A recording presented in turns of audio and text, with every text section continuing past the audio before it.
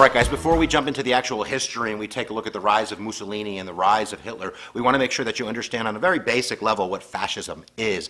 At its root, fascism is loyalty to the state and obedience to the ruler. And sometimes people will equate fascism with communism, and certainly there are some similarities when we look at the two. Both of them kind of equate to totalitarianism, where you have one-man rule. You have an authoritarian regime, and in both instances, you're going to lose your rights, brother. You're not going to have all those freedoms that you love so much. But there are some distinctions between a fascist and a communist. Number one, fascists believe in a class-based society. There are rich, there are poor. There might be collaboration between these classes, but they exist. They exist for the state, but they exist. And it's also nationalistic. It's very much concentrated on the state, on the country, on the nation, where a communist is really centered on the international, like the kind of spreading of communism. And there's also a classless society in theoretical communism. They try to abolish classes so everybody is equal. Maybe we could say that communism is more idealistic and fascism is more realistic.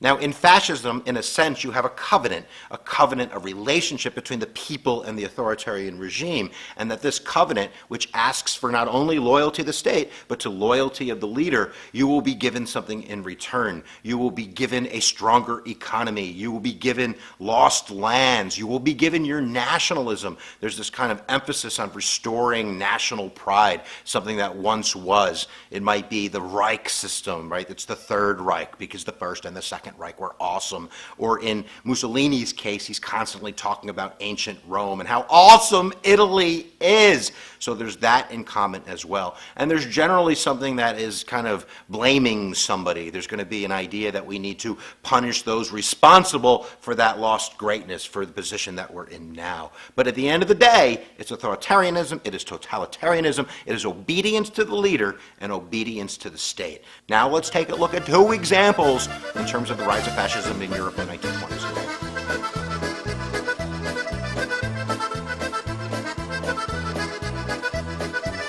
All right, guys, why don't we start with Benito Mussolini. If you want to call him El Duce, you can call him that as well, meaning the leader. And of course, he's going to be the leader of Italy as we go throughout the 1920s, 1930s into World War II.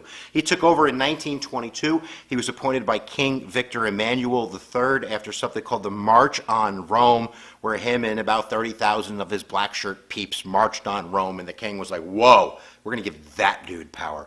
But of course, there's background, there's context, there's something in the water that allows this for it to happen. And we really can kind of narrow that down to, let's say, four things. Number one, bad economy. Whenever there's a bad economy, people are looking for a savior, and that's going to be Benito Mussolini, who's going to really be an industrialist. He's going to align himself with corporate interests, with the landowners, to control the economy when he takes over.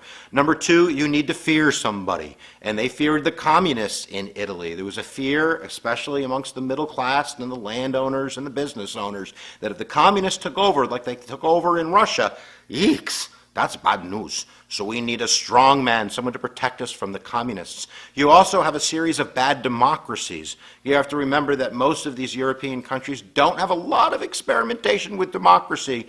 So democracies are going to be fledgling. There's going to be a lot of changing governments. There's going to be a weak infrastructure in the government that's going to allow someone like Benito Mussolini to step into power. Not to mention, these weak democracies can't solve many of these major problems like the economy, like the fear of communism, that Benito Mussolini is going to be able to do. And there's also, number four, going to be some kind of slight, some kind of loss of national pride. And that occurred in 1919 at the Paris Peace Treaty, where Italy was supposed to get gravy, and they got a rock. That's all they got. In fact, they lost some land in the Treaty of Paris when it was given to Yugoslavia. Who gives anything to Yugoslavia? I'm sorry if you have roots in Yugoslavia. And you have to remember that Italy picked the right side. They picked the right side in World War I. 1915, they signed the Treaty of London, where they sided with England and France in World War I. They're normally aligned with the Central Powers, with Germany, Hungary, and Austria. So they picked the winner. but they didn't get the gravy. They got the rock, remember? So all of these attributes are going to allow someone like Benito Mussolini to rise to power. Now, Benito Mussolini originally was a socialist. He served in World War I. He was an idealistic kind of guy in the sense of he believed in a classless society, but that kind of turned sour for him when he returned to Italy in 1917, believing that socialism didn't have the answers, that we needed a class-based society, and he was especially more interested in the nation of Italy and empire building than he was of this international theoretical concept of communism around the globe. So that's going to make him into a fascist rather than a communist. He actually worked for the MI5, the British intelligence service, during World War I in 1917.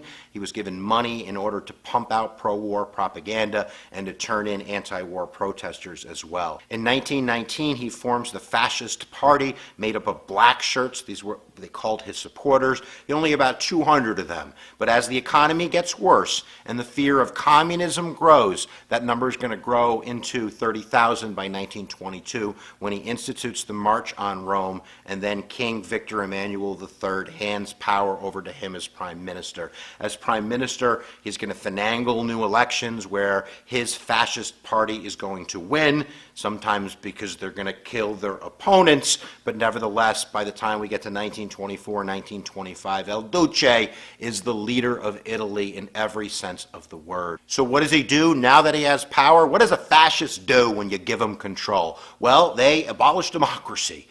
They get secret police. It was called the OVRA in Italy. These secret police are going to be the enforcers of the government. They're going to arrest opposition. They're going to murder political opponents. They're going to jail anybody that's suspect. They're going to censor the radios and the newspapers. In fact, they're going to control the radio and the newspapers and all forms of media to pump out pro-Benito Mussolini propaganda. They're going to outlaw unions and outlaw strikes. They're going to align themselves with industrialists in order to do these great, huge public work projects. You have to remember that fascism is rooted in national pride. So when Mussolini is talking, he's talking a lot about Julius Caesar and Plato and these great Romans and the empire of Rome and how we need to restore that. We need to make Italy great again. He's going to make teachers take oaths. He's going to institute an educational plan called Futurism, where we're really concentrating in the schools on loyalty oaths and patriotism and kind of warfare and teaching people that sort of thing